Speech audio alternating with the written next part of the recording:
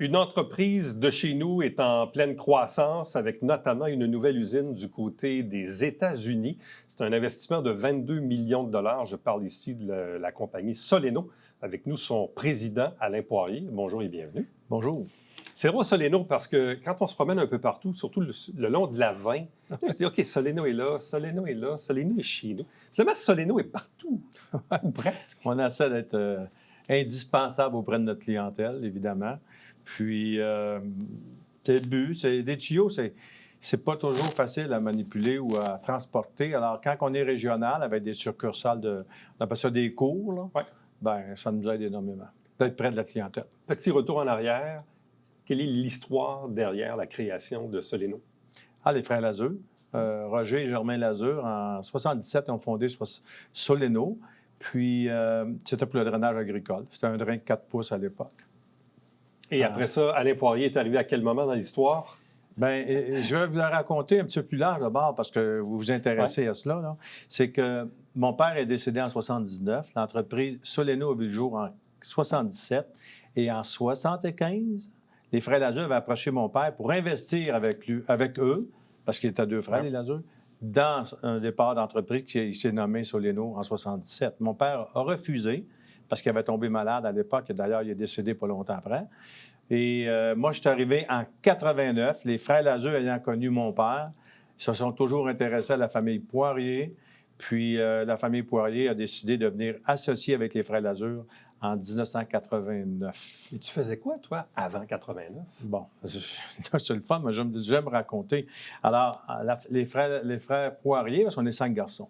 Nous, on a investi avec Germain Bombardier dans la fabrication de tuyaux de drain, même chose que les Lazure, mais nous, c'est en 82. Je résume. 75, les Lazure Poirier, ça, c'est mon père. Mon père, il dit non, je suis trop malade. Quelques années après, il est décédé. Les frères Lazure, ils foncent tout seuls. Les Poirier arrivent en Rock Forest avec Germain Bombardier. Ouais. On a investi dans une compagnie qui s'appelle SPD, Sherbrooke Pipe Drainage, compétiteur aux frères Lazure dans Soleno. Et en 89, les frères Lazure ont eu une brillante idée à dire hey, pourquoi les Poirier, on ne réunit pas nos forces, là, comme on avait pensé avec ton père en 75. Puis là, en 89, moi, j'arrive ici. Bon, la progression de Soleno dans les 35 dernières années, ça ressemble à quoi? Bien, pour vous donner une idée, en 89, on est à peu près à 3 millions de dollars de chiffre d'affaires. On parle de 15 employés. Puis, les opportunités se sont présentées là. Moi j'ai été chanceux. Là. J'arrive à un bon moment, j'arrive à des opportunités qui se présentent. Puis, j'ai été chanceux parce que j'étais bien entouré. De A à Z, j'ai tout le temps été bien entouré de gens qui ont cru au projet, puis qui m'ont encouragé, qui m'ont supporté. Ça inclut le personnel, ça inclut des gens extérieurs. Là. Vraiment, il faut être chanceux aussi par moment, je l'ai été. Alors, on est 15 employés en 89, puis pour vous donner une idée, on est rendu au-delà de 200 millions de chiffre d'affaires, puis on est rendu dans les maritimes, on est en Ontario, on est au Québec, puis on est rendu aux États-Unis. 550 employés aujourd'hui. 550 employés. À 600 employés. Et combien d'installations actuellement au Canada? C'est une excellente question. Je ne m'en rappelle jamais, mais je dirais, avec les cours, parce que on a des centres de distribution, hein, on va dire ça comme ça, je dirais une douzaine. Une douzaine. Ouais. OK. Donc, 200 millions de chiffre d'affaires, 550 employés, une douzaine d'installations au Canada. Arrive maintenant le projet américain. Il s'inscrit où dans le plan d'affaires ou le plan de développement de Soleno de dire « Hey, on va aller investir 22 millions aux États-Unis ». Bon, ça part il y a à peu près 8 ans. On a commencé à rêver à fabriquer un autre type de tuyau, une autre sorte de tuyau. Nous, là, pour bien se comprendre dans notre jargon, on fabrique des tuyaux corrugés, qu'on dit. C'est-à-dire? C'est des ondulations. Le tuyau, il est fait en ondulation, puis c'est rond. Puis ça, on appelle ça un tuyau corrugé. Des tuyaux, tu en as toutes sortes de tuyaux. Tu as des listes, plein d'imaginables concepts. Nous, c'est corrugé, puis ça, il devient flexible. Il peut être flexible pour les grands rouleaux qu'on retrouve dans les champs. Ça prend un tuyau en accordéon, donc flexible, corrugé, pour rouler, pour dérouler dans les champs, pour maximiser les travaux. Mais avec les années, il y a eu toutes sortes de formes de changements importantes. On s'est mis à faire des tuyaux rigides, intérieurs lisses. On s'est mis aussi à penser à fabriquer des grands tuyaux, parce que chez Soleno, en 89, ils fabriquent du 4, 6 et 8 pouces de diamètre. Ouais. Aujourd'hui, on est la seule entreprise avec le polyéthylène à fabriquer de 4 pouces à 136 pouces. 136. Dans toute l'Amérique du Nord, une entreprise qui fait de 4 pouces à 136 pouces en polyéthylène, il y en a une, c'est Soleneau. Qui a besoin d'un tuyau de 136 pouces? Les municipalités, les ministères de Transport. Et vous voyez, il y a à peu près un mois ici, au début septembre, il a tombé beaucoup d'eau au Québec. Oui. Bien, cette fin de semaine-là, nous, là, on était disponibles pour notre clientèle parce qu'il y a des municipalités qui appelaient « Hey, peux-tu me dépanner? Je suis mal pris, ça me prend un tuyau de 140, pas 140, mais 136 pouces ou 120 pouces ou 96 pouces. Tu as tout ça, qu'est-ce que tu peux faire pour moi? » Mais vous utilisez toujours à peu près le même type de matériaux parce qu'on n'est pas dans le monde du béton là, chez vous. Là. On n'est pas là du tout. Là. Aucunement. Alors, chez Soleneau, là, nous, on fabriquait des polyéthylènes, 4 pouces. 6 pouces, 8 pouces, jusqu'à 48 pouces. Et on s'est mis à fabriquer des tuyaux en acier sur le bord de la 20, l'autoroute 20. Ouais. Le fameux camping Sainte-Madeleine, là, qui est M. Giroir, que j'ai connu le père, puis présentement le fils. Et ils sont juste à côté de nous. Puis on s'est mis à fabriquer des tuyaux d'acier. Un tuyau d'acier, on fabrique de 12 pouces jusqu'à 136 pouces et même voire 144 pouces. Et c'est des gens qui ont besoin des tuyaux de grand diamètre pour des volumes d'eau importants.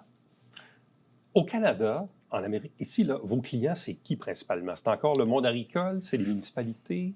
Non, on est rendu sur, je dirais, 4-5 facettes, là, ou en tout cas, marchés différents. On a l'agriculture. Ouais. Ça, c'est notre raison d'être, qui joue un rôle important chez Soleneau toujours.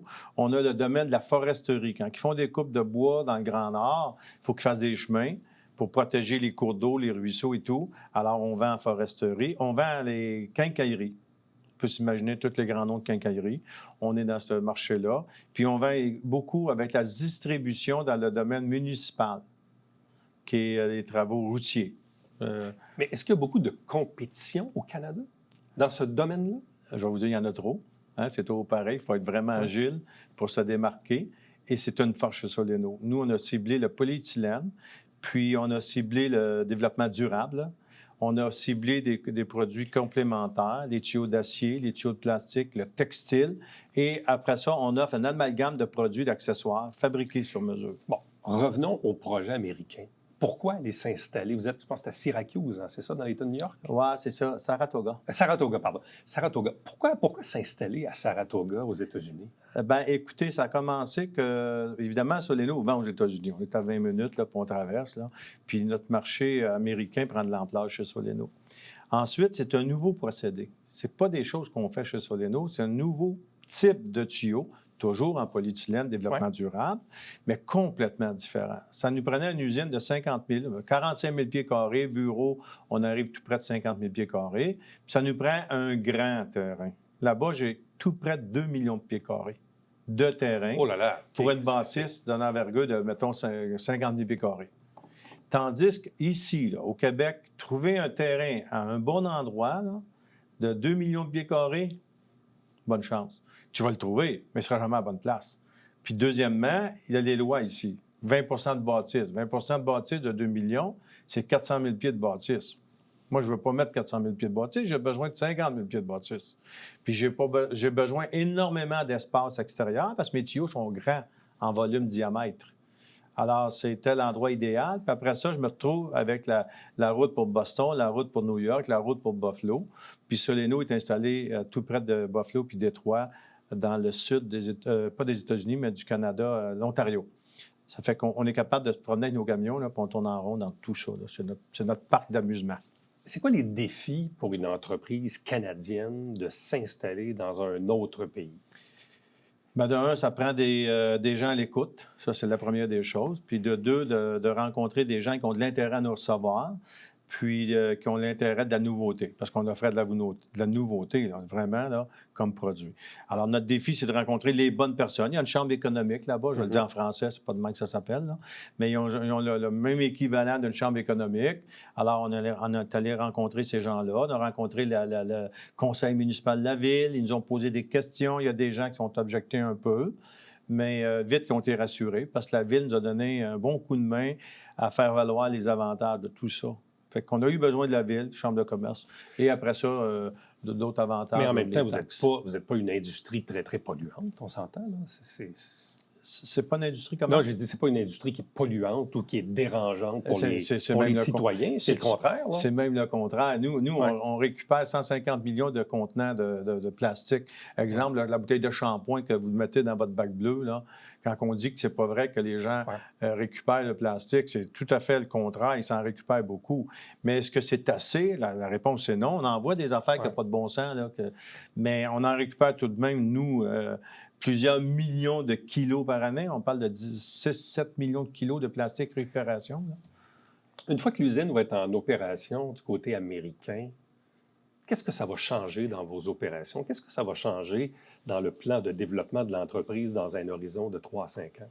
Bon, ce que ça va changer pour nous, la première des choses, les enjeux, là, quand tu es un propriétaire d'entreprise, président, en tout cas chez Soléno, là, pour ne pas parler pour les autres, là, c'est la pérennité de l'entreprise. Ouais. Puis pour avoir de la pérennité, là, il y a des éléments essentiels. Une clientèle satisfaite. Satisfaite de quoi? De tes produits, évidemment, et être à l'écoute. La deuxième, c'est ton personnel. Si tu viens à bout de motiver ton personnel, là, tu viens de bâtir une base. Puis après ça, les actionnaires. Qu'est-ce qu'on fait chez Soléno? C'est pas compliqué. C'est qu'on se positionne avec de la créativité, de l'innovation, puis toujours essayer d'imaginer du nouveau. Il n'y a rien de plus beau que quand tu mets dans ton équipe, là, l'entreprise Soléno, puis à ta clientèle, de la nouveauté. Puis quand tu fais ça, là, tu motives tout le monde.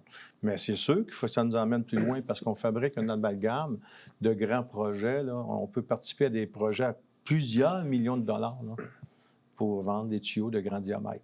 Très complémentaires. Il doit y avoir beaucoup de fierté derrière ça. Énormément de fierté de plusieurs niveaux. La fierté de l'industrie en soi, du plastique qui prend de la place, puis c'est quelque chose de durable comparativement à beaucoup d'autres choses. Mais après, il y a la fierté personnelle, parce que l'entreprise familiale, j'ai mes fils, que ma fille n'est pas encore là, peut-être un jour, mais j'ai mes 2 fils qui sont là, j'ai François Pépin, et là, je pourrais en nommer des dizaines d'employés. Là. Je suis très fier, moi, Je me suis fait dire souvent, quand j'étais plus jeune, de ne pas tomber en amour avec l'entreprise, puis de ne pas tomber en amour avec son personnel.